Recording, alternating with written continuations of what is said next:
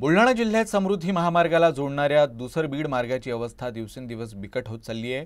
या रस्त्यावर एवढे खड्डे पडले आहेत की प्रवास करणं म्हणजे जीव धोक्यात घालण्यासारखं झालं आहे। समृद्धी महामार्ग हा राज्य सरकारचा महत्त्वाकांक्षी प्रकल्प असला तरी त्याला जोडणारे रस्ते मात्र अद्याप खड्डेमय आणि चिखलमय आहेत। दररोज शेकडो वाहनं या रस्त्यावरून जातात। रात्री मुंबई पुण्याकडे धावणाऱ्या ट्रॅव्हल्स गाड्याही इथूनच जातात। प्रवाशांना जीव धोक्यात घेऊन प्रवास करावा लागतोय। रस्त्यालगत राहणाऱ्या नागरिकांचे दैनंदिन जीवन विस्कळीत झाले।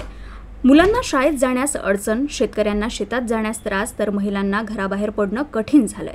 स्थानिक प्रशासनानं 2 वेळा माती मिश्रित मुरुम टाकून तात्पुरता उपाय केला, पण पावसामुळे रस्त्यावर चिखल साचला। परिणामी छोटे वाहन घसरून अपघाताचे प्रमाण वाढलंय। या रस्त्याची तातडीने दुरुस्ती न झाल्यास लोकशाही पद्धतीनं आंदोलन छेडण्याचा इशारा नागरिकांनी दिलाय। मला रस्त्यावरून जाताना त्रास होतो का? मुलांना शाळेत काय बाबा त्रास नाही तर काय लय त्रास आहे लगे। आम्हाला वाटतं आज तो खड्डा नीट करा।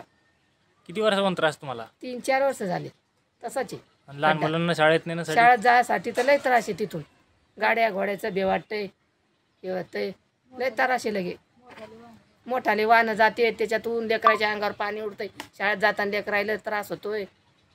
तुमची काय मागणी आहे शासनाकडे? आमची मागणी ती रोड सरळ करा। हा रस्ता खूप दयनीय अवस्था झालेला आहे। खूप मोठमोठाले खड्डे पडलेले आणि याच्यामुळं खूप लोकांच्या घरामध्ये पाणी जाण्याचा प्रश्न आहे आणि हा समृद्धीला जोडणारा महत्त्वाचा रस्ता आहे।